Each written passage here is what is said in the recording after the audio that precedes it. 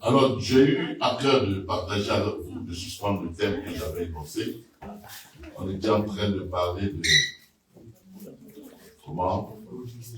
logisomai, et nous voulons parler d'un aspect de la vie chrétienne efficace, un aspect de notre prospérité en Christ.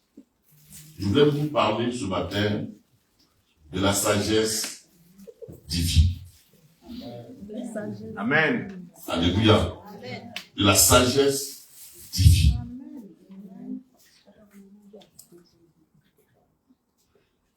Pourquoi parler de la sagesse divine? Parce que la sagesse, c'est une qualité. Amen. C'est une qualité qui nous permet de faire preuve d'un jugement droit, équitable. C'est une qualité qui nous permet de marcher en homme résolu, en homme averti, en homme prudent. C'est une qualité de pouvoir poser des actes et même prendre des décisions qui nous servent pour le lendemain ou qui contribuent à notre bonheur. C'est une qualité de probité morale.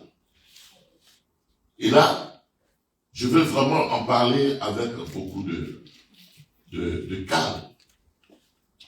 Parce que, à l'âge où je suis parvenu, quand je regarde dans le rétroviseur, je réalise qu'il y a beaucoup de choses.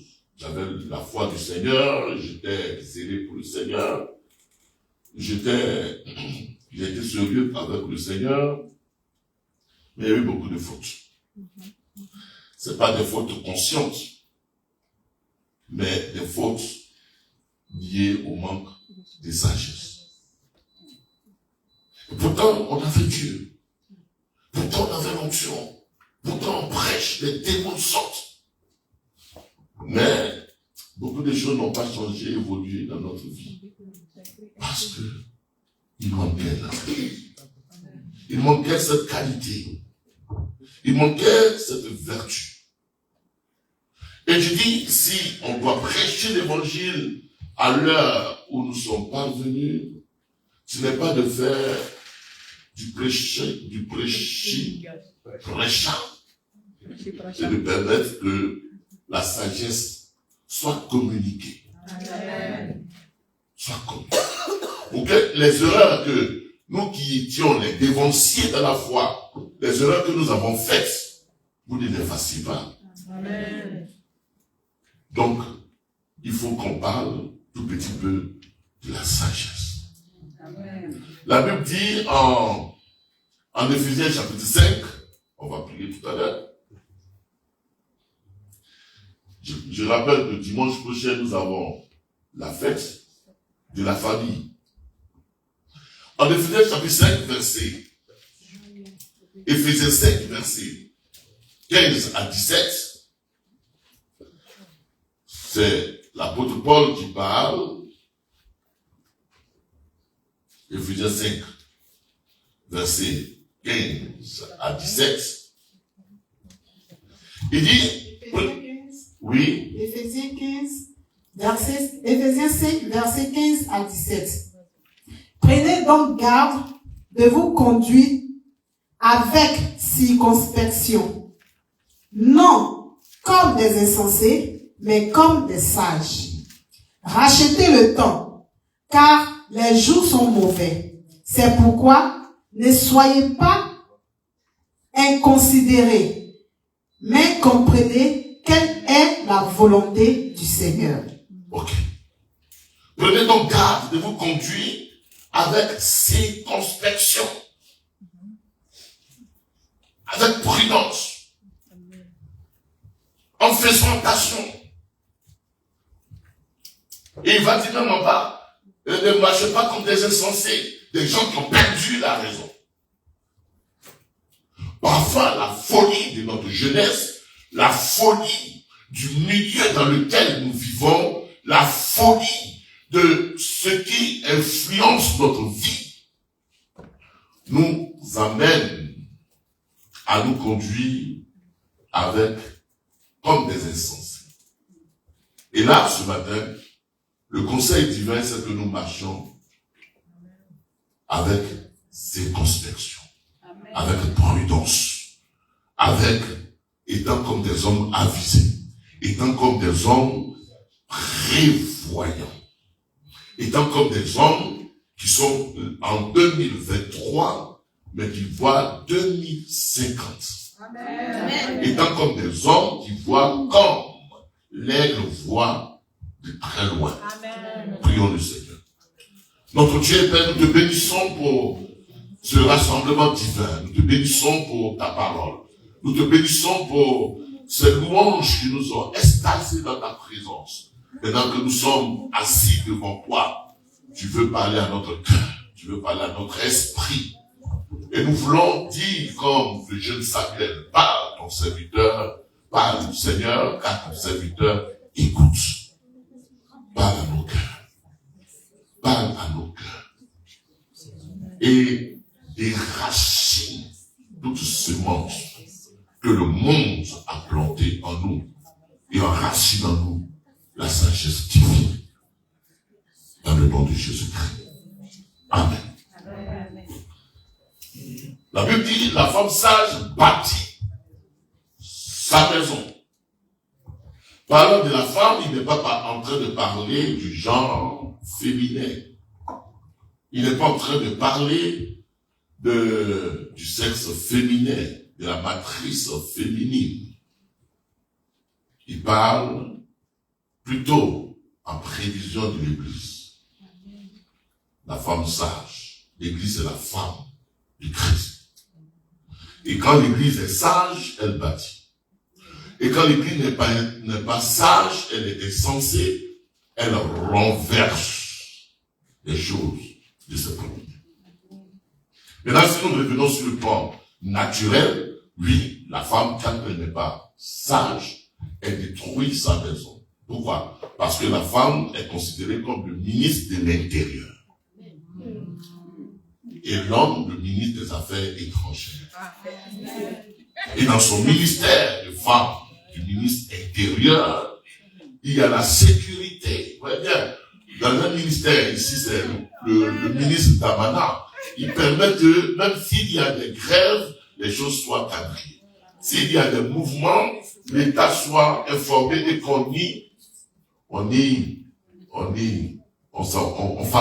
on prenne des précautions vite. Le ministre de l'Intérieur, lui, veille sur la sécurité intérieure du pays.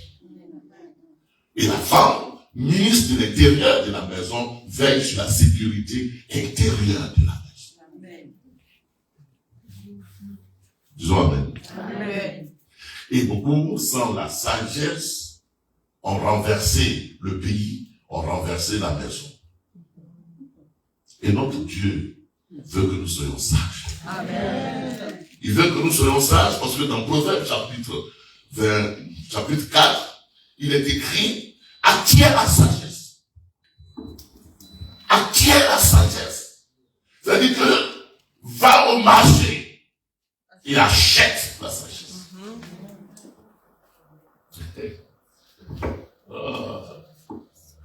Verset 7 à 9. Il dit acquiert. C'est-à-dire que la sagesse, elle s'obtient. On va voir ça avec la volonté de vouloir l'obtenir. Ce qu'on acquiert, c'est ce qu'on sollicite, ce qu'on réclame, ce qu'on veut. Parfois, à cause de ce qu'on veut, cela, on paye le prix pour l'avoir. Amen. C'est pourquoi il va dire, voici le commencement de la sagesse, le réchit. C'est comme au commencement Dieu créa, Bereshit. Réchit en hébreu, le commencement. C'est-à-dire que c'est par elle qu'on commence. Et acquiert la sagesse avec tout ce que tu possèdes. C'est-à-dire que fais main et pieds pour que tu l'aies. Parce qu'elle va déterminer l'avenir. Elle va te faire gagner du temps. C'est en cela qu'on dit racheter le temps. Or, dans l'idée de Paul de dire racheter le temps, est-ce qu'on peut payer le temps? Oui, on peut le payer. On peut le payer. Parce que dans la pensée de Paul, quand il dit racheter le temps, ça dit que quoi? Investissez pour que vous ne perdiez pas le temps. Pour que vous puissiez économiser le temps. Pour que vous ne puissiez pas... On perd le temps comment? On perd le temps des choses qu'on peut avoir en un jour. On peut les avoir dans 3 jours, dans 1 an. Pourquoi? Parce qu'on tourne en rond, parce qu'on n'a pas la connaissance, parce qu'on n'a pas ceci, parce qu'on n'a pas cela. Donc, quand je travaille aujourd'hui, je gagne du temps. Je ne perds pas de temps. Dieu m'a fait grâce d'être en contact avec des hommes d'affaires. Et ils me disent, l'une des richesses ou l'une des choses dont vous ne prenez pas en compte, c'est le temps. Tu dis, bon ben, j'ai acheté, par exemple, j'ai acheté une marchandise à 1 000 €, je la revends à 1 700 €, puis tu dis, mais j'ai eu un bénéfice. Non, ce n'est pas le bénéfice. Mais je dis, non, j'ai acheté, j'ai dépensé 1 000 €, et puis j'ai vendu à 1 700 €, donc j'ai un bénéfice quand même. Les 500 €, il dit non, c'est pas encore le bénéfice. Parce que dans les 500 €, il y a ton temps. Il y a le temps que tu as pris. Il y a ton énergie. Tu as vieilli un peu. Vous voyez bien. Donc, le facteur temps, il est très important. Et ce facteur temps peut être racheté. Au fait, pour ne pas perdre le temps, il est mieux maintenant de faire tout ce qu'il faut faire pour que tu gagnes du temps. Amen. Disons amen. Amen. Et donc, il dit le commencement de la sagesse. Voici le commencement. Avec tout ce que tu possèdes, acquiers. Il faut acheter. Acquiers. On va voir ça dans la suite de ce que je vais dire, mais pendant que ça me vient en esprit. Celui qui achète, par exemple, un ordinateur, qui achète un logiciel, qui achète un logiciel Word ou de Excel, et qui sait le faire, il gagne du temps. Il gagne du temps. Celui qui a un ordinateur et qui a Wi-Fi, et qui est informé sur les choses de ce temps, il gagne du temps. Mais celui qui est dans l'ignorance, il perd le temps, il perdra le temps davantage. Et quand il va s'en rendre compte, il aura vieilli. Il aura vieilli et les choses seront trop tard. C'est pour cette fois que quand Salomon a commencé, quand il a commencé son ministère, quand Salomon a été établi roi, il a dit à Dieu quoi? Dieu, donne-moi la sagesse. Donne-moi la sagesse. La première chose, acquiert la sagesse. Disons amen. Amen. Et donc, pour y arriver, on va lire notre texte de base ce matin. Dans 1 Corinthiens chapitre 3. 1 Corinthiens chapitre 3. 1 Corinthiens chapitre 3. Verset 18. Même avant cela, on va dire 1 Corinthiens chapitre 1. Je crois qu'il faut commencer par là. 1 Corinthiens chapitre 1. Verset 20 au verset 22. 1 Corinthiens chapitre 1, verset 20 au verset 22. 1 Corinthiens 1, à partir du verset 20 au verset 22. Où est le sage? Où est le sage? Où est le scribe? Où est le disputeur de ce siècle? Dieu n'a-t-il pas convaincu de folie la sagesse du monde? Car puisque le monde, avec sa sagesse, n'a point connu Dieu dans la sagesse de Dieu, il a plu à Dieu de sauver les croyants par la folie de la prédication. Les Juifs demandent des miracles et les Grecs cherchent la sagesse. Amen. Amen. Il dit, où est la sagesse? Où est la sagesse? Où est la sagesse de ce monde? Où sont les sages de ce monde? En fait, le problème ici, c'est que l'apôtre Paul met l'emphase, il met le point sur un type de sagesse qu'on appellerait la sagesse du monde. C'est pas qu'elle soit à rejeter, mais elle n'est pas la sagesse supérieure. Cette sagesse-là, nous pouvons l'acquérir à l'école. Nous pouvons l'acquérir dans la société.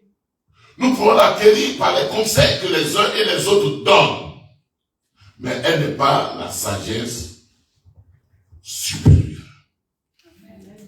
Parce que cette sagesse-là, elle est limitée. Pourquoi il dit qu'il va confondre la sagesse de ce monde? On peut l'acquérir par le fait qu'on soit trop intellectuel. Et que notre intellectualisme nous conduise à des discussions, à des raisonnements qui parfois défient la foi, défient l'intelligence spirituelle, défient même ce que Dieu dit. Et quand on est assis dans cette sagesse-là, comprenons que cette sagesse, elle ne peut nous amener nulle part. Parce que cette sagesse-là, le monde là, et le monde ne va pas bien. Mais c'est pas qu'elle n'est pas parfois bien, elle est bien. Mais on ne peut pas se contenter de cette sagesse et se limiter à cette sagesse et se complaire dans cette sagesse. Cette sagesse, elle a des raisonnements qui sont souvent différents du raisonnement de la parole de Dieu. Par exemple, quand la Bible dit, celui qui épargne à l'excès devient pauvre. Or, celui qui donne libéralement s'enrichit. C'est une folie. Celui qui épargne, mais il faut épargner pour que ton compte bancaire soit fourni. Or, la Bible dit que, la sagesse divine dit que, celui qui épargne suffisamment, il devient pauvre. Tandis que celui qui donne, celui qui distribue, celui qui fait la libéralité, celui qui est ouvert, celui qui a compassion du malheureux, celui qui peut donner à celui qui a faim à côté de lui, celui-là il s'enrichit. Donc, si on n'y prend pas garde, cette sagesse du monde risque de conduire notre comportement dans la société et même dans l'église. Même dans l'église. Ah, vraiment, la Bible dit que, alors que c'est pas la Bible qui l'a dit, hein, chacun pour soi, Dieu pour tous. Ça sonne bien, mais c'est pas ce que la Bible dit. La Bible dit que notre vie, elle doit être une vie partagée. De même que Christ a partagé sa vie, nous aussi, nous acquérons la vie de Christ et nous la partageons. C'est-à-dire quoi? Nous disposons, nous faisons utile, nous faisons rendons utile aux uns et aux autres. Amen. Nous ne pensons pas à nous, mais nous pensons à celui qui a faim. Nous partageons notre pain avec celui qui a faim. Or, la sagesse de cette société, c'est l'individualisme, le capitalisme. Or, la sagesse de Dieu, c'est plus que capitalisme, c'est socialisme, communisme. Est-ce qu'on se comprend? Amen. Donc, on va voir que si on se contente de la sagesse de ce monde, on va être défié. Ah, mon ami, ici là, on est venu se chercher. Hein. Si tu te cherches pas comme tout le monde s'est cherché. Ah. Tout le monde se cherche et puis c'est un témoignage que Dieu m'a béni. Maintenant, tu ne veux pas te chercher. Ah, laisse là. Et l'église est remplie de cette sagesse. C'est la sagesse de ce monde. Parce que Dieu dit, cette sagesse-là, Dieu finit par la connaître. Il dit, les scribes, ils cherchent la connaissance. Mais les Grecs, eux, ils cherchaient quoi? Les scribes cherchent quoi? Les miracles. Mais les Grecs cherchent la sagesse. Au fait, eux, la sagesse ici, le terme sagesse ici, c'était intelligence. C'était connaissance. C'était intellectualisme. Afin de Dieu, parfois, ce n'est pas une question de Dieu intellectuel. La foi, c'est une folie. Amen. Dis amen. Amen. La foi, c'est une folie. Ah non, je ne me sens pas bien aujourd'hui. Tu vois que, vraiment, quand tu ne te sens pas bien, c'est pas la peine d'aller à l'église. Bon, ça, c'est la sagesse humaine. Mais la sagesse de Dieu, c'est que quand je ne me sens pas bien, je vais de la communion de frères et là, je reçois édification. Amen. Tu vois, beaucoup marchent avec la sagesse humaine. Mais quand tu le vois, c'est une sagesse religieusement humaine. Elle semble correcte. Mais Dieu n'est pas dedans. Amen. Disons amen. Amen. Dieu n'est pas dedans.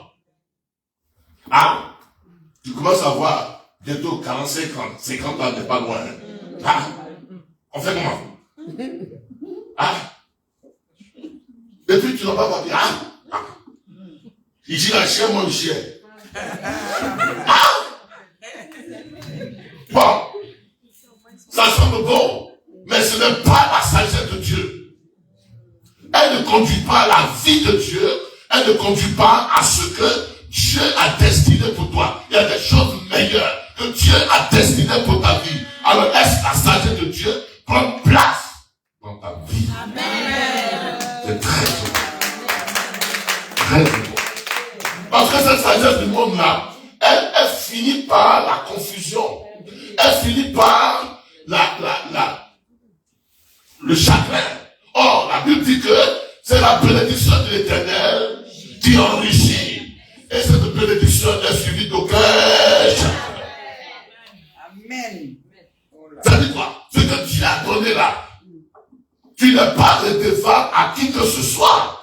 On a marché par des chantiers, par des chemins, mais toute notre vie, on est redevable. Quand tu vois la personne, tu es redevable. Or, quand Dieu te bénit, quand Dieu a disposé un cœur qui t'a béni libéralement, tu n'es redevable à qui que ce soit. Tu n'es pas redevable à la chair et au sang. Tu vis libre.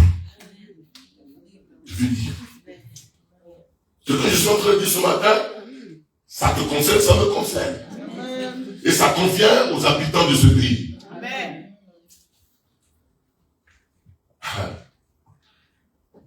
Ah non, au moins tu auras l'APL, au moins tu auras la cave. Bon, toi seul tu pousses maintenant 4 poussettes. Tu ne sais pas comment les gérer. Et puis tu es devenu comme une panthère seule, avec de petits pantalons. Et tu deviens agressif. Et quand tu dors, c'est vrai, la sagesse de ce monde t'a donné ce qu'il faut, mais tu ne dors plus bien. Pourquoi? Parce que tu es Tu es acculé. Nous cherchons la sagesse de Dieu. Disons Amen. Amen. Et je prie ce matin que cela soit. Je préfère être seul que d'être mal.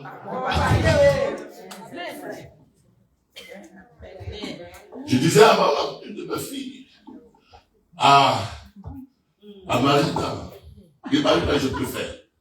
Le jour où tu brûles, chez moi, l'eau de la salle de bain, il y a l'eau chaude et l'eau froide. Mais viens chez moi en plein hiver, je vais mettre l'eau froide, je vais mettre ça sur toi, ça va te calmer. Mais ne va pas te lancer dans quoi que ce soit, pour ne pas que tu en payes. Tu en payes la dette plus tard. Moi-même, je suis en train de faire des comprimés maintenant. Des comprimés de résistance. Alléluia. Et l'un des comprimés, c'est la sagesse de Dieu. Et tu dois l'acquérir. Donc, qu'est-ce qu'il dit? En 1 Corinthiens chapitre 3.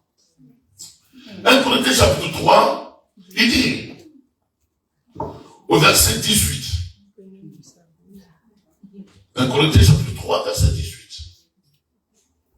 Que nul ne s'abuse lui-même. Que nul ne s'abuse lui-même. Que nul ne se vante lui-même. Que nul ne se glorifie lui-même. Parce que les Corinthiens, ils étaient trop instruits. Et Corinthe, c'était un grand carrefour commercial. Corinthe, c'était un peu comme, on pourrait voir, tout ce qu'on pourrait voir à Pigalle, c'était Corinthe. C'était plein de marmailles. Mais en même temps, c'était riche. Donc, les gens s'étaient enrichis. Et donc, les gens se glorifiaient de ce qu'ils avaient acquis. Ils se glorifiaient de leur réalisation. Et l'apôtre Paul dit ici à Corinthe. L'autre m'a dit, à moi, tu sais, j'ai construit déjà ma maison. Hein. Est-ce que Sophie a construit une maison? Sophie n'a même pas construit. Moi, j'étais à construire. Le Seigneur m'a béni, j'ai construit ma maison. Et pourtant, celle qui dit ça, elle n'a jamais donné une seule petite offrande. Mais il se glorifie dans les choses matérielles. Il se glorifie d'avoir ceci, il se glorifie d'avoir cela. Il dit donc que nul ne se glorifie, nul ne s'abuse de lui-même. Quelqu'un parmi vous pense être sage selon ce siècle, qu'il devienne fou afin de devenir sage. Quelqu'un parmi vous, là il parle aux Corinthiens, il parle à des Juifs qui sont à Corinthe. Quelqu'un parmi vous pense qu'il est sage selon ce siècle. Quel était le siècle? C'était le siècle de l'âge juif, où toutes les actions étaient basées sur ce que j'appellerais la méritocratie. C'est-à-dire que les gens se vantaient à partir de ce qu'ils avaient réalisé, et ils pensaient qu'ils étaient quelqu'un par rapport à leur réalisation, par rapport à leurs acquisitions, par rapport à leur voiture. Donc quand ils voyaient quelqu'un qui n'avait pas de voiture, et qui avait leur voiture, j'exagère un peu, quand ils avaient leur voiture, et ils pensaient qu'ils étaient plus quelqu'un que lui. Donc il regarde la sœur, du haut en bas, et puis il la discrimine. Parce que on ne peut pas se comparer. Moi, ma veste là, je l'ai achetée à 500 €. Mais attends, elle est dans les chiffonneries. Donc, les gens, ils avaient cette mentalité dans l'église. De sorte que le pauvre n'était plus trop considéré, il n'avait pas trop de place, et il se sentait vexé parmi des gens qui étaient opulents. Amen. Même si on ne les choses qui sont dans les pensées. Ouais. Et donc, il dit non, que personne ne s'en abuse. Si quelqu'un pense être sage, selon ce siècle, le siècle de la méritocratie, le siècle de je suis quelque chose par rapport à moi-même, je suis quelque chose par rapport à ce que j'ai travaillé, je suis en CDI, j'ai les papiers, je suis quelque chose par rapport, j'ai la nationalité, la naturalisation, je suis quelque chose par rapport, je suis arrivé, j'ai les papiers, toi tu n'as rien encore, je suis quelque chose par rapport, j'ai bâti une maison, et toi tu n'as rien bâti, je suis quelque chose par rapport, moi je mérite que Dieu me bénisse. Donc ils étaient fondés sur leur propre œuvre, et non sur la grâce.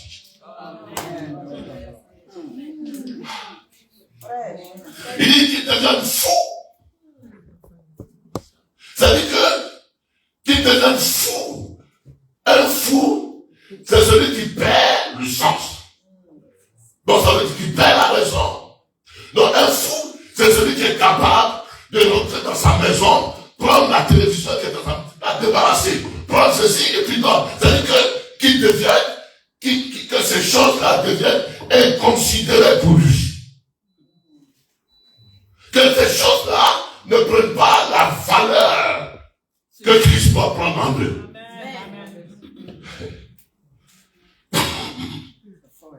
Aïe. Quelqu'un qui n'a pas dormi la nuit. Il disait à ma femme, le Dieu serait malade. Pardon, ne m'emmenez pas à l'hôpital. Envoyez-moi à l'église.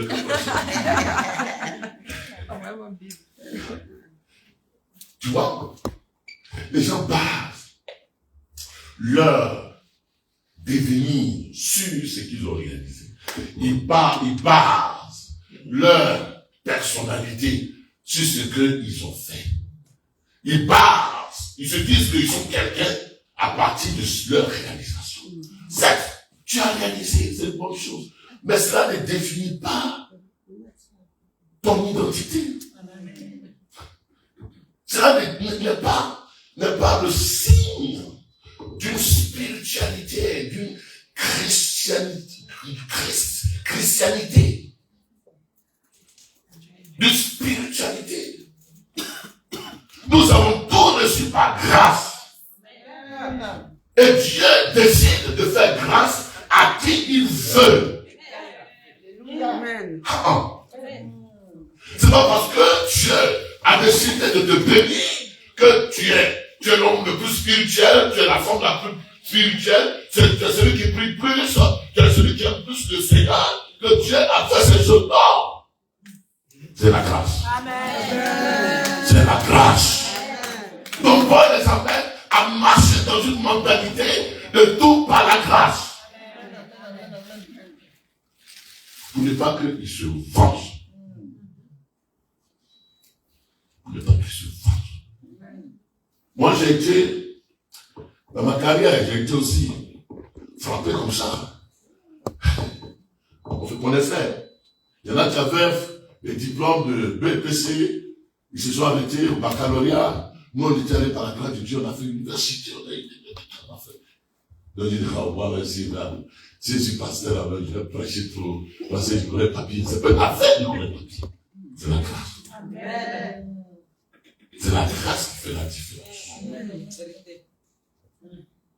C'est pourquoi le salut dit que la grâce et le bonheur m'accompagneront. La grâce, la faveur de Dieu fait la différence. Amen. Donc, appuie-toi non sur ta beauté, non sur ton intellectualisme, non sur tes connaissances, mais appuie-toi sur la grâce de Dieu.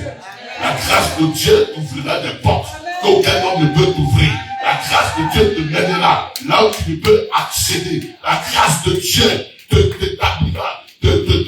confirmera là où les hommes ont posé leurs critères. Et la grâce de Dieu peut défier les critères des hommes.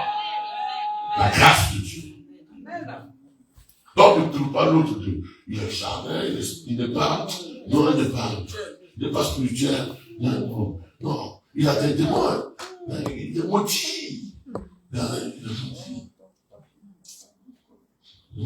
On a eu un pasteur en son temps, il dit, mais tu dis, tu es fécond, il est maudit. Et puis ceux qui n'étaient pas, ils étaient frustrés. Bon. Il est où maintenant? Il a fait son église. C'est pas une affaire, c'est une question de grâce. Disons Amen. Amen. Qu'as-tu que tu n'as reçu du Seigneur? Qu'as-tu? Donc, quand tu as compris cela, tu marches avec quelqu'un humble. Même si tu ne gonfles pas ta poitrine devant les hommes, mais tu dégonfles ton cœur devant Dieu. Parce que tout se passe dans le cœur. Tout se passe dans le cœur. Il y en a qui croient les autres comme des sous-hommes, des sous-chrétiens. Et les Juifs étaient comme ça. Les Juifs avaient, dans le temple, il y avait un compartiment pour les Juifs authentiques. Et puis pour les prosélytes juifs, c'est-à-dire que ceux qui n'étaient pas juifs, qui venaient de Éthiopie, comme l'intendant de la reine de Saba, quand ils venaient dans le temple, eux, leurs coins étaient derrière. Et puis les femmes étaient encore plus derrière. J'ai été à un mariage. Un mariage d'un de mes petits habitants. Pour les honorer, je suis allé pour voir comment ça se passe dans la mosquée. Les hommes sont assis devant, mais il y a un compartiment pour les femmes. Et puis je lui demande, mais pourquoi les femmes sont devant? Non, c'est parce qu'elles sont femmes. C'est juste ça. Il va dans la tête, parce qu'elles sont femmes. Ça, c'est la sagesse selon le monde. Alléluia. Il dit au verset suivant, car, non, où je suis, au verset 19. Au verset 19, car la sagesse de ce monde est une folie devant Dieu. Aussi est-il écrit, il prend les sages dans leur ruse. Et encore, le Seigneur connaît les pensées des sages de ce monde. Et il sait que leurs pensées sont faites. Au fait, les pensées des sages de ce monde, c'est la vantardise. La vantardise. Leur pensée là sont. Et c'est ce qu'on voit même c'est dans l'église. Il y en a qui ne viendraient pas écouter cette raison que je vous donne, parce qu'on est à la preuve. Il fait une église splendide, une église glorieuse, où tout brille. Il dit non, ça c'est les immigrés. Mais ce n'est pas le fait qu'on soit immigré qu'on n'ait pas la faveur de Dieu. Donc la sagesse de ce monde, elle est pleine de vantardise. Elle est pleine de vantardise. Que personne, donc, ne mette sa gloire dans les hommes. Car tout est à vous. C'est là où je viens. Que personne ne mette sa gloire dans les hommes. Ça, c'est aussi un autre trait de vantardise. Moi, tu sais où je suis? Je suis le fils. Tu sais qui je suis? Il y a un de mes petits, il me disait hier que dans son travail, les gens lui donnent plus de considération parce qu'il a dit son papa est ministre, ils ont vu ma photo. Donc on lui a donné plus de valeur. Tu vois, donc on te considère aujourd'hui parce que tu connais tel, parce que tu connais tel, parce que tu es fils d'un tel, parce que tu es fille d'un tel. Moi je suis fils de paysan. Et la grâce de Dieu me fait entrer là où un homme ne peut me faire entrer. Donc, que personne ne met sa gloire dans sa lignée. Que personne ne met sa gloire du fait qu'il a été baptisé par tel, il n'a pas été baptisé par tel. On a vécu ça un peu quand on était encore en Côte d'Ivoire. Chaque fin d'année, à la CDC, on faisait des veillées de fin d'année. Et puis une année, on a fait une veillée où on invitait le prophète. Et il devait prêcher. C'était un homme bien. que Dieu utilisait puissamment. Donc, il faisait des choses extraordinaires. Et à la fin de la veillée, il disait aux gens, faites 2 rangs. 2 rangs pour que je puisse prier pour vous. Et puis, un rang était, il y avait lui. Un rang, il y avait le pasteur, un autre pasteur, le pasteur, il moi. Et puis, nous, on était 2. On avait notre rang. Mais lui, son rang, là, ça quitte ici. Ça fait 2 fois, 3 fois notre rang. 4 fois. Parce que les gens, ils comprennent bien. Ils cherchent la grâce que Dieu se fait. Mais, ils disent que maintenant, c'est lui qui m'a baptisé. C'est lui mon pasteur. Et c'est toi ton pasteur, il est comme mon pasteur. Et ton pasteur, il est instruit comme mon pasteur. Mon pasteur, façon. Non, ne mettez pas votre gloire dans les hommes. Mettez votre gloire dans le Seigneur. Dis amen. Mettez votre gloire dans le Seigneur. C'est comme tous les ouvriers qui sont ici, là. Il y a un qui a vu. Il y a un qui a vu un témoin de Jéhovah. Il a vu à la gare en train de vendre ses bouquets. Et puis il m'appelle. Il dit, ben, est-ce que c'est de Dieu? C'est pas de Dieu. Et puis il dit à la personne, est-ce que tu es comme mon pasteur? Il dit, je vais pas à l'église. Est-ce que tu es comme mon pasteur? Mon pasteur, c'est le président des pasteurs. Et la femme de tous les pasteurs. Et puis on arrive. Il dit, ben, on ne met pas sa gloire dans les hommes. C'est Dieu qui utilise les hommes comme des vases, comme des cadeaux. Si Dieu a utilisé tel, rends gloire à Dieu. Mais ne t'attache pas pour dire que ça c'est mon pasteur préféré. Dis amen. Le pasteur comprend grec. Amen. Mais maintenant vous avez grandi. Vous avez grandi, on peut laisser l'église sous la direction de l'ancien. Mais avant, non, ils ne viennent pas à l'église. Ils ne viennent pas à l'église parce que le pasteur principal n'est pas là. Non, ça c'est faire preuve d'immaturité et faire preuve de mettre sa gloire dans un homme. Parce que Dieu utilise qui il veut, comme il veut. Dieu a un message pour chacun au moyen des vases que nous sommes. Disons amen.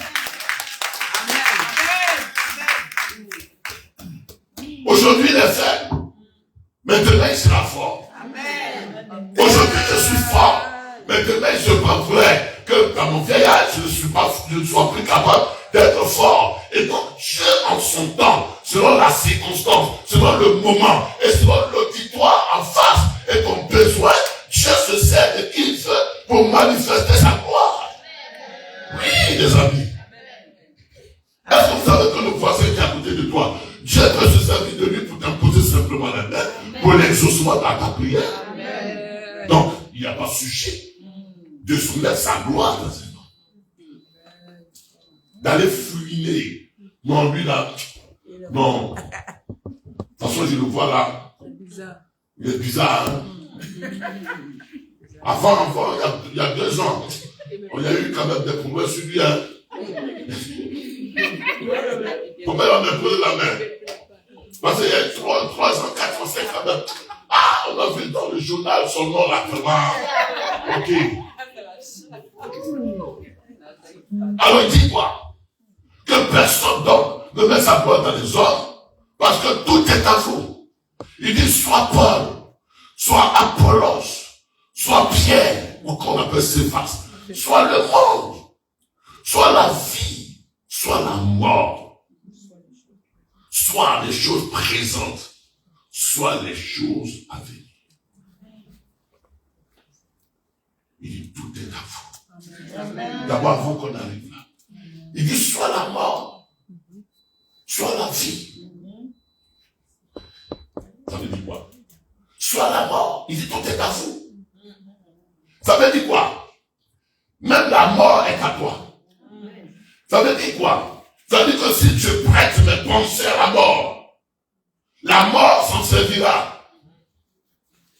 Si je dis que je suis mort, la mort va se servir de ce que je dis, parce que la vie et la mort sont au pouvoir de ma langue. Je pourrais même ajouter, sont au pouvoir de mes pensées. Donc, si mes pensées sont des pensées qui nourrissent la vie Zoé, qui sont zoéfiées, si mes pensées sont de Dieu, et que je dis que moi, je vivrai, je ne mourrai pas, alors la vie m'accompagne. Si je dis dans ma pensée que je suis mort là où je suis là, je suis mort, je suis fort foutu, je suis quelqu'un de foutu, je n'ai personne. Alors, l'univers tout entier va exaucer les pensées que tu lui donnes à exaucer. Tout est à vous. Donc, le choix vous revient. Le choix vous revient de penser vie. Le choix vous revient de penser négatif. Le choix vous revient de penser vie. Le choix vous revient de penser mort. Le choix vous revient de penser grand. Le choix vous revient de penser petitesse. Tout est à vous. Mais ce qui est bien, vous êtes à Christ. Mais pourquoi il ajoute cela? Vous êtes à Christ parce que si Christ est à vous, alors, puisque tout genou fléchit devant l'autorité de Christ, alors c'est certain que tout genou fléchira devant l'autorité de Christ qui vit en vous et que vous incarnez. Alors tout est à moi. La vie est à moi. La mort est à moi. C'est-à-dire que je subjugue la mort, je domine la mort. Je dis à la mort, ce n'est pas le temps de me prendre. Tu ne me prendras pas. Ce n'est pas le temps de venir au rendez-vous. Tu ne viendras pas au rendez-vous. Je refuse la mort. Amen. Tout est à vous. Même les choses présentes et les choses à venir. Pendant le corona, beaucoup sont morts. Non seulement il y avait le virus, mais on était traumatisés. On était sous le psychodrame. Psychodrame, c'est que drame psychologique. Moi, j'étais là. Et puis, je voyais les voisins en haut là, pleurer. Je suis là. Et puis, je vois à côté à pleurer. Je dis, ça va m'arriver. Et puis, malheur à vous. Il y a un frère qui est venu, il ne veut pas dire son nom. Il est venu nous rendre visite. Lui m'a dit, papa, je suis venu pour que tu pries pour moi. Affaire là, ça commence à être sur moi.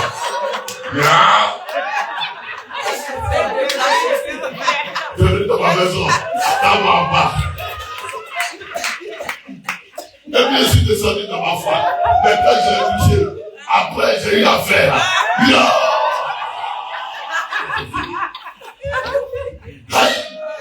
Donc, j'ai nourri à moi que ça va se m'emporter. Parce que même il y a des pasteurs qui sont morts. Le pasteur était souriant. Il ne fait pas femme, il ne fait pas garçon, il ne fait pas ceci, il est souriant. Il vient là-bas. Moi, je n'ai pas sa foi. Je vais mourir. Tu ne mourras pas. Tu ne mourras pas. Ce pays ne va pas t'engloutir. Ce pays ne va pas t'engloutir. Il te donnera cette meilleure protection. Et tu vivras heureux. Tu feras tes enfants et tes petits-enfants. Parce que ce pays est la terre que Dieu te donne en possession. Tu vivras heureux. Tu vivras heureux, je dis. Tu vivras, c'est ta terre véritable. C'est ta terre de possession. C'est ta terre. Il dit, ton Dieu te foulera la porte de ton pied. Je te le donne. C'est un pays que Dieu te donne. Il n'est pas un pays de malheur pour toi. Il est un pays de bénédiction. Il est un pays de grâce. Tu vivras. Tout est à toi. Et quand on veut que Christ est là, tout est à toi. Tout est à toi. Amen. Il dit tout ça à toi. Tout est à vous. Et vous êtes à Christ. Et en plus, Christ est à Dieu. Amen. Vous êtes dans une union péricoréciste. Une union péricoréciste. Dans cette union péricoréciste, c'est-à-dire quoi? Dans une union inséparable, indivisible, indissoluble, indissociable. Il ne peut pas avoir, quand on présente le vin, il y a de l'eau dedans un peu. Mais est-ce qu'on peut dire, bon, ça, c'est l'eau, je mets l'eau à côté, je mets la vigne de côté? Non, c'est indissoluble. Vous êtes à Christ, et Christ est à Dieu, et Dieu est à vous. Donc vous êtes dans une unicité avec Dieu. Et aussi longtemps que Dieu est, aussi longtemps que tu es, aussi longtemps que Dieu est fidèle, aussi longtemps sa fidélité est sur toi, aussi longtemps qu'il est puissant, aussi longtemps sa puissance t'accompagne. Tel qu'il est, tel nous sommes dans ce monde. Amen. Si les chrétiens savent, s'ils savent que tout a, que le monde est à eux,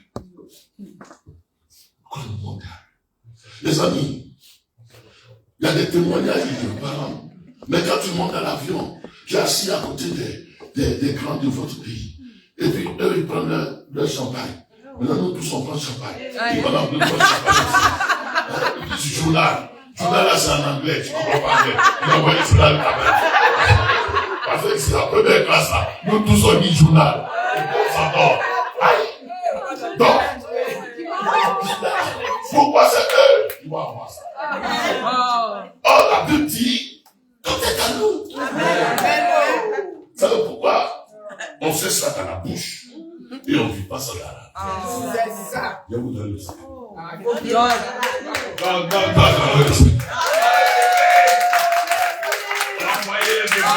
Tout est à vous.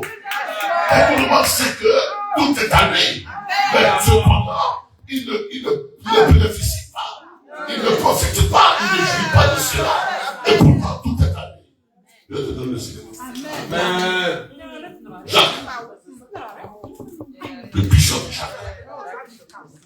Le bishop Jacques. Amen. Le Jacques, c'est le frère de Jésus. Le demi-frère. Parce que Jésus, sa maman c'était Marie. À 14 ans, elle s'est mariée à Joseph, qui venait de perdre sa femme. Et elle est une femme d'une famille noble, sérieuse. Et donc, elle se marie. Donc, Joseph, sa femme est morte. Et il avait déjà des enfants. Et ces enfants-là, toute leur vie, vont persécuter même Jésus. Dans les évangiles, ils vont persécuter Jésus. Et donc, un de ses oncles va le prendre parfois, qu'il est Joseph d'Arimathée. Il va le prendre. Une de ses parentés qui était Nacdimon, Nicodème. C'est parce que les gens complotaient dans le secret de le faire mourir que la nuit il se déplace bien vers Jésus, son parent. Ça, c'est une information. Et donc, Jésus va mourir. Et quand il ressuscite, il va rencontrer, par révélation, Jacques, qui va devenir le pasteur de l'église de Jérusalem. Pourquoi? Parce que Pierre ne s'en est pas trouvé digne du fait qu'il venait de régner Jésus. Il dit non, je ne suis pas digne d'être pasteur de l'église de Jérusalem. Donc on met en lieu et place de Pierre, on met Jacques. Il était typiquement juif. Et donc c'est Jacques qui parle. Tout ça, c'est dans vos informations. On va lire l'épître de Jacques. Mais il s'adresse dans son épître au... Aïe, aïe. Chapitre 1. Dans son épître, il s'adresse. L'homme de Dieu, rappelle-moi.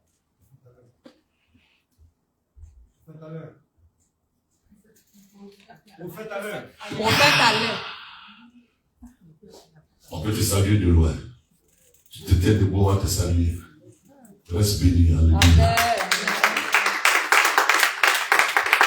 Viens t'installer là. Il n'y a pas de chant. Il n'y a pas de... Viens t'installer là. Viens, homme de Dieu. Donc Jacques, tu sais, tous ces détails-là, je les donne non seulement pour vous, mais je les donne aussi pour mes pasteurs qui vont prendre la vie. Et donc Jacques, il va adresser une lettre, une épître. Épître, c'est lettre. Ça ne fait pas partie des 14 épîtres de Paul. Paul a 14 épîtres qui partent de Romains à Hébreux. Mais Jacques, il écrit principalement à Rome. à la diaspora juive, mais qui était devenue chrétienne. C'est pourquoi vous allez voir que ces termes vont être différents. Les termes, il dit, mais tu as la foi, montre-moi la foi par tes œuvres. Il écrit à des juifs. Ok, là n'est pas la question. C'était une parenthèse. Au verset 5, chapitre 1, verset 5. Jacques 1, au verset 5. Ah. Si quelqu'un d'entre vous manque de sagesse, qu'il la demande à Dieu. Merci. Donc, suivez-moi très bien. On est au cœur de mon message. Tout est à vous. Christ est à vous. Le monde est à vous.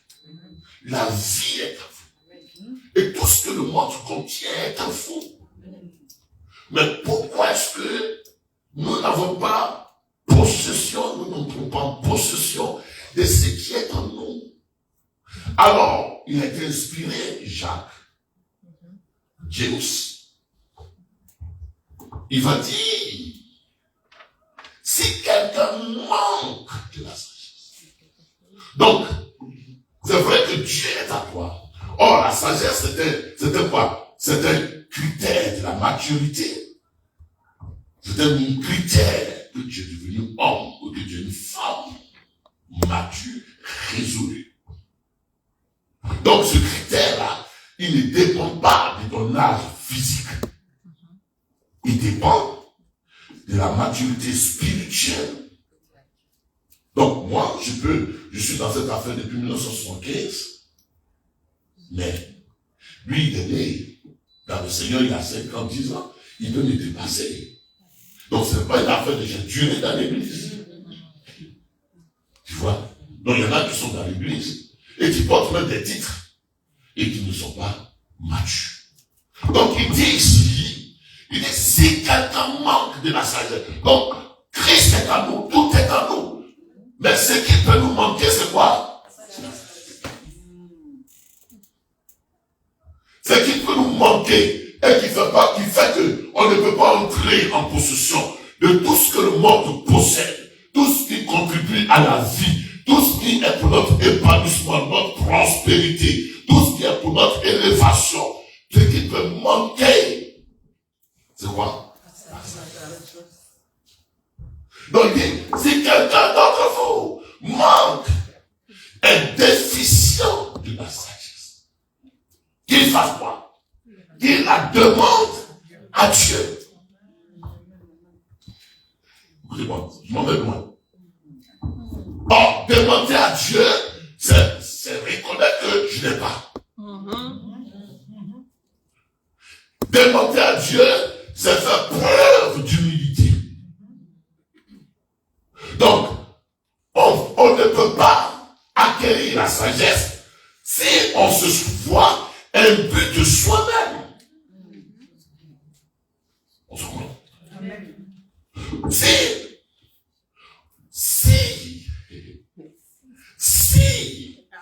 on ne désapprend pas pour apprendre. Ça veut dire quoi? C'est que tu as appris hier. Ça peut être jalonné d'erreurs, de fautes. Ou alors, ça peut être pas nécessaire pour aujourd'hui. Parce que la révélation, elle évolue. Donc, ce que tu as appris hier, ça peut être juste pour hier. Mais aujourd'hui, tu dois apprendre. Donc, tu dois te rendre compte que chaque jour, tu dois apprendre. Donc, toute sa connaissance d'hier, elle peut être remise en cause par les défis d'aujourd'hui. Écoutez-moi bien. Avant qu'on a fait école, on n'avait pas Internet. Quand j'ai fini l'école, je suis le professeur. J'ai donné des cours de comptabilité. Dans mon programme, on m'a donné des cours de informatique.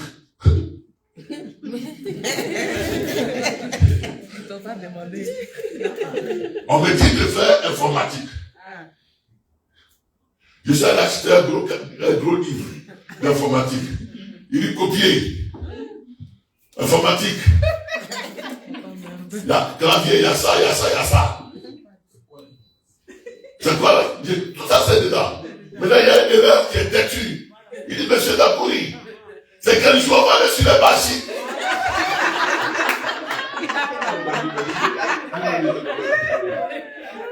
Il dit, mais le jour où vous allez acheter, vous pouvez comprendre. Il dit, mais l'école là, il dit, pour l'école là, c'est pas adapté. Mais pourtant, j'avais des diplômes universitaires. Mais mes diplômes n'étaient pas adaptés à l'ère d'informatique. Est-ce qu'on comprend? Donc, il me fallait faire une mise à jour. Donc, autant dans le domaine intellectuel, nous avons besoin de mise à jour, autant dans le domaine de la spiritualité, nous avons besoin de mise à jour. Avant de dire au Seigneur, pardonne-moi, je suis pécheur. Tu as besoin de mise à jour. Oh Seigneur, oh j'ai des démons. Tu as besoin de mise à jour. Oh Seigneur, dans ma famille, esprit de pauvreté, de malédiction, m'attaque. Tu as besoin de mise à jour. Il faut te mettre à jour. Il faut te mettre à jour. Et pour se mettre à jour, il faut être humble. Il faut être humble. Amen. Pour apprendre. Amen. C'est ça le problème. L'église ne veut pas apprendre. Quand je vois un pasteur qui n'a pas un ordinateur, je dis lui, il n'est pas fait. Il n'est pas fait pour guider. Quand je vois des gens qui n'ont pas l'envie d'apprendre, ils ne peuvent pas avancer. Tu dis combien de jours, combien de livres par jour? La Bible d'abord, verset d'abord. Tu dis ta Bible quand? Et est-ce que tu comprends? Et déjà, avec plus de gars là, il y a tellement de force dedans, comment je souffre avec les versets. Il y a tellement de force.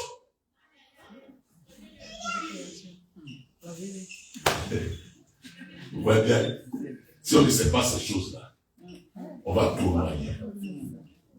On va faire de la routine. Les choses ont évolué. Et nous avons besoin d'être mis à jour. Dis à ton voisin, mets-toi à jour. Mets-toi à jour.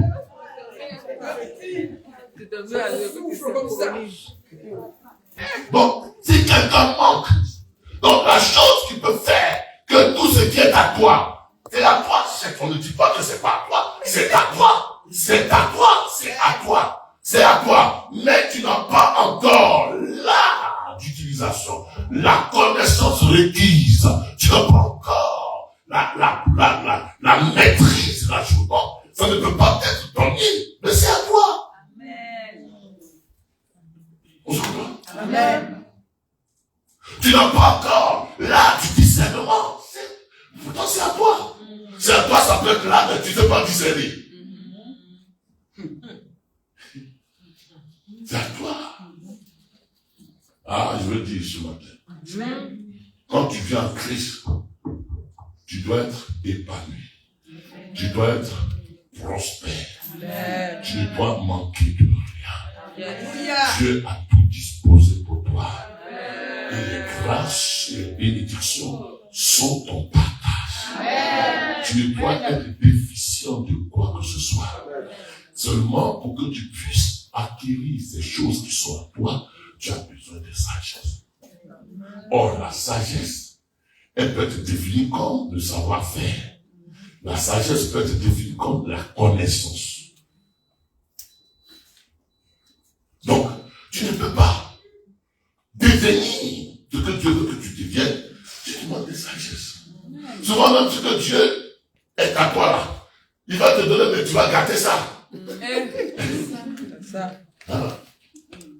On a vécu ici avec des gens qui ont été mariés, papa, il dit aïe. Mais qu'est-ce que la femme là ou bien le mari l'avait vu pour l'épouser? Mais comme il n'est pas sage, Question. mariage l'a gâté. Parce qu'il n'a pas su apprécier ce que Dieu a donné. Il n'a pas su reconnaître ce que Dieu a donné. Il n'a pas fouillé. Ou elle n'a pas fouillé. Elle pensait qu'elle était la plus belle. Donc elle est montée sur ses talons. Et elle marche maintenant. Elle veut le commander. Elle marche comme des dons. Des dons qui est sur l'honneur. D'abord qui est sur l'honneur. Elle marche comme ça. On lui parle. Elle ne veut pas comprendre. Oh, c'est de la volonté de Dieu qu'il soit marié, mais elle manque de la sagesse. Elle va aller se promener, ou bien il va aller se promener. Moi, j'ai failli faire une foyer comme ça, parce que quand on était mariés, on était nouveau mariés, donc moi, il n'y a pas de mal. Je vais prendre les frères en Christ, les soeurs en Christ, on va se promener. Parce qu'on a grandi dedans. On a grandi, on soit évangélisé dans Yopouko-Sikochi, ici. À Buisson, je viens, on va évangéliser. Donc, j'étais habitué à marcher en groupe. Et je ne sais pas, maintenant, je marie quelqu'un qui aime être dans son coin. Donc, le soir, il me venait à la maison, on va manger. Première fois, il dit, attention. Deuxième fois, il dit, attention. Troisième fois, il dit, attention. Quatrième fois, tu dis, tu ne vas pas voir mes bagages. Il dit, non, tu n'es pas spirituel. Mais il faut être sage. Dis amen. Il faut être sage. Et ça s'apprend. C'est pas les nouveaux prétendants au mariage accepter que nous puissions vous donner des cours de mariage. Mais parce que ça s'apprend pour ne pas que vous puissiez perdre les grâces de Dieu. Amen. Mais la Bible dit en 2 Corinthiens chapitre 6, verset 1, je vous dis frère, ne prenez pas la grâce de Dieu en vain. Est-ce que vous voyez bien? Amen. Vous pouvez avec, moi je vais habiter, je vais prêcher. Les gens sont contents d'écouter. Mais il y en a qui sont fatigués de moi. On dit, viens là avec lui. Il nous fatigue, il ne fait pas onction. Bon, là, vous faites onction, mais ça ne va pas t'enraciner. Donc, tu peux négliger ce que Dieu t'a donné. Tu peux négliger le frère que Dieu t'a donné, la soeur que Dieu t'a donné, la femme que Dieu t'a donné, les enfants que Dieu t'a donné, le travail que Dieu t'a donné. Tu peux négliger cela. Et puis attaquer le Satan. Il veut c'est le diable. Non, ce n'est pas le diable. C'est le manque de sagesse. Amen. Je vais terminer. C'est dans 2 versets, je termine. Il dit, qu'il la demande à Dieu, qu'il la donne. Et elle lui sera donnée. Dieu donne. Moi, je pense que ta prière n'est pas contre Satan. Ta prière, Seigneur, j'ai besoin de la sagesse. Amen. Ta prière doit être, Seigneur, je veux acquérir. Oh, on acquiert à prix d'argent, on acquiert à prix de sacrifice quelque chose. Amen.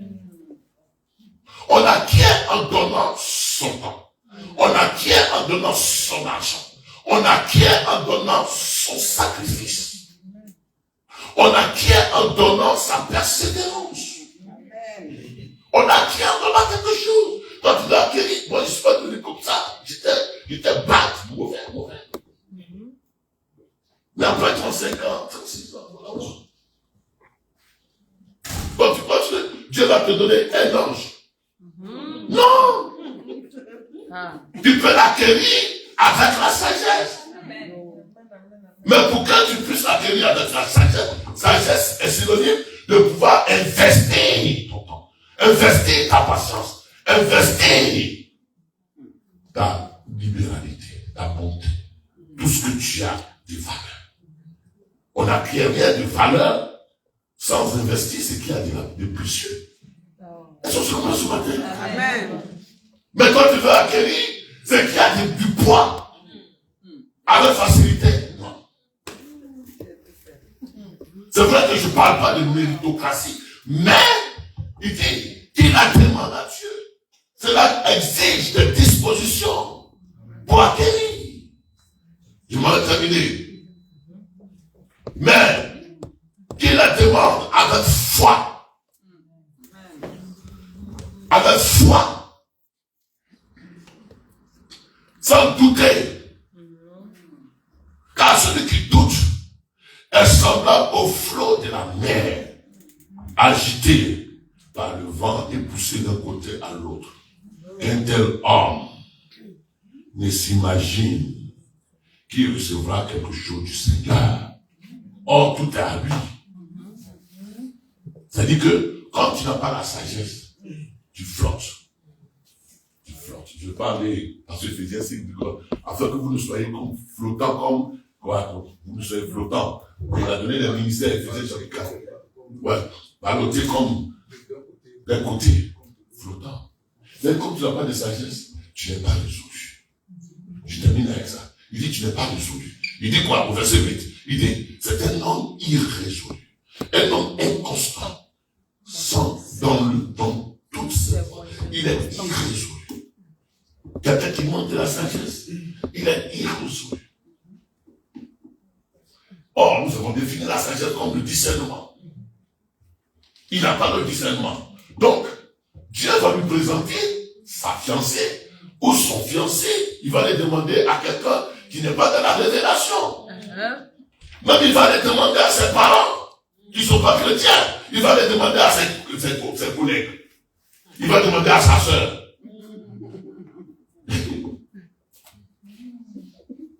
Ma sœur, est-ce que toi-même tu l'aimes?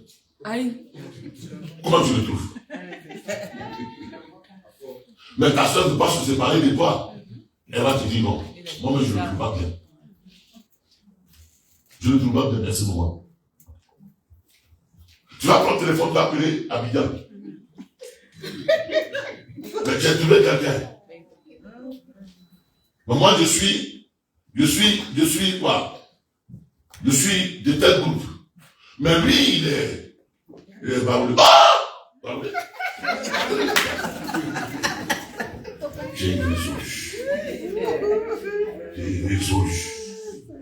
Irrésolu. Dans son relationnel. Irrésolu. On va terminer cette phrase. Irrésolu. Dans sa carrière. Bien-aimé, la sagesse va t'amener en ces temps où nous sommes à l'ère de la quoi? De la technologie. À l'ère de quoi? Du numérique. À discerner. Qu'est-ce qui marche, qu'est-ce qui ne marche pas? Demande à Dieu, Seigneur. Maintenant, tu me connais. Qu'est-ce qui marche comme travail? Baby poussing là, est-ce que ça marche? Ah, Seigneur, qu'est-ce qui marche? Ah, Seigneur. Alors, Dieu va te mettre dans le cœur de faire l'informatique, de faire une formation, et de cette formation, tu vas avoir des percées. Il y a un frère qui me rendait témoignage hier. Il dit sa sœur, elle était quoi? À l'université. Et elle a arrêté l'université. Elle dit non, je l'ai arrêté, mais je vais aller dans un autre secteur. Et tout le monde dit, mais elle a sa conviction. Aujourd'hui, dans ce secteur, elle est directrice d'une grande institution. Il y a la conviction que le Saint-Esprit mettra à ton cœur. Et puis, à ce que nous, on va te dire.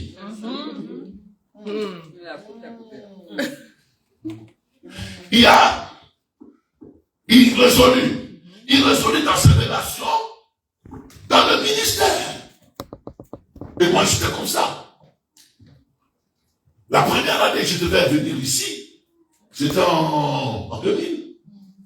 Je suis allé demander à mon grand frère. Il n'est pas dans cette affaire. Il dit, toi, tu es à l'université. Toi, tu veux laisser pasteur.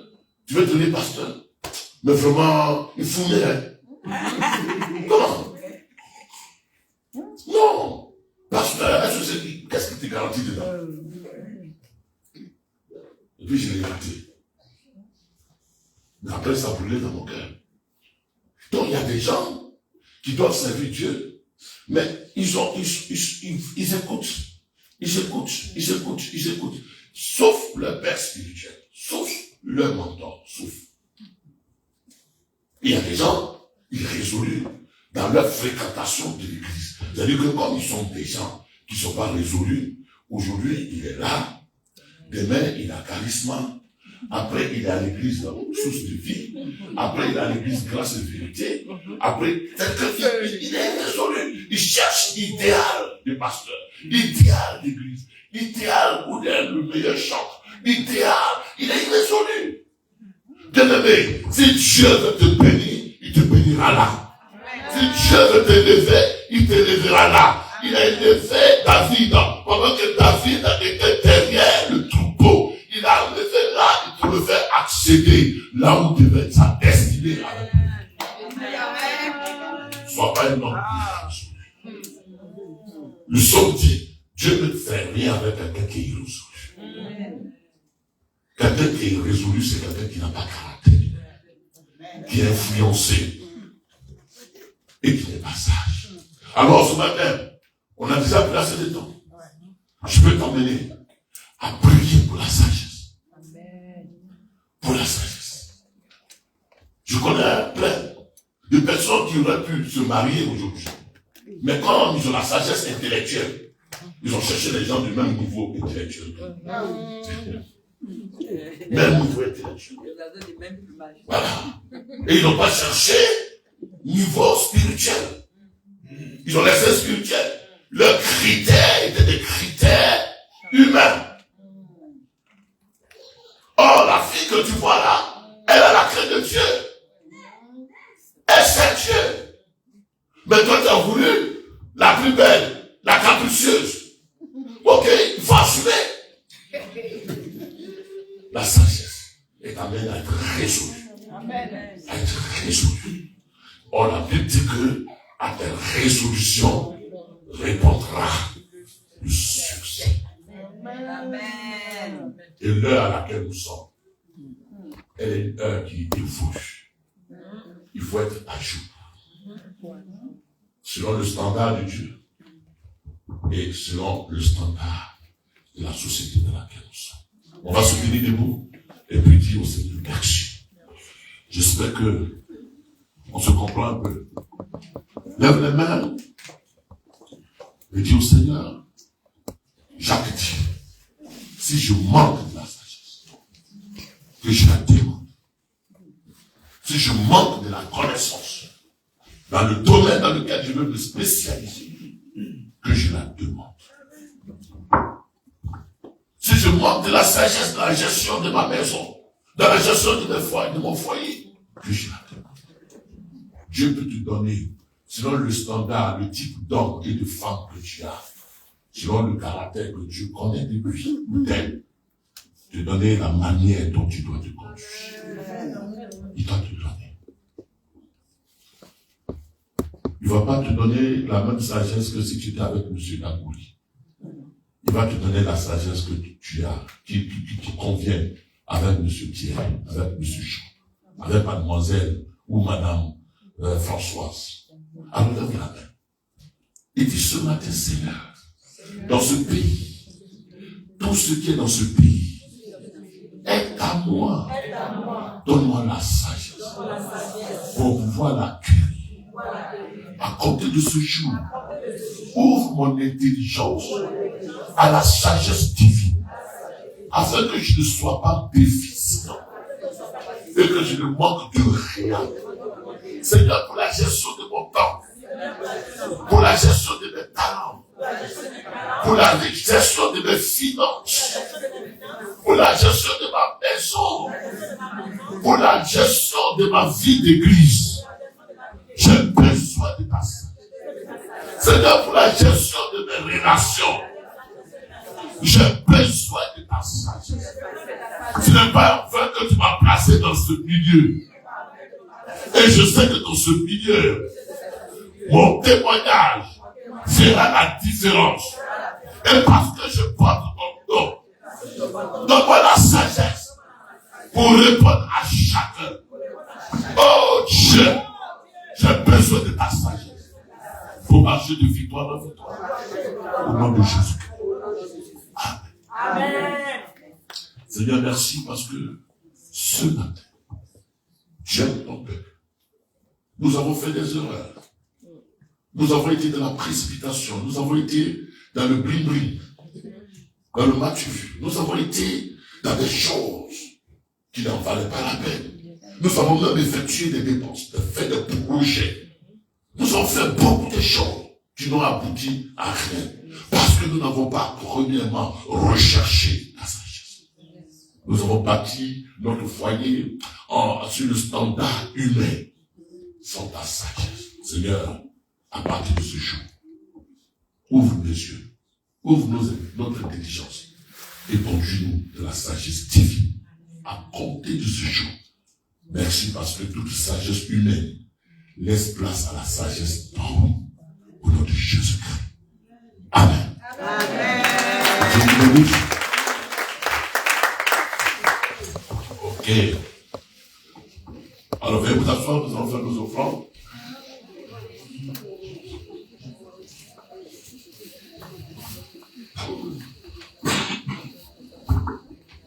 Nous rappelons que dimanche prochain, nous vous convions à inviter vos parents, vos amis, et dites à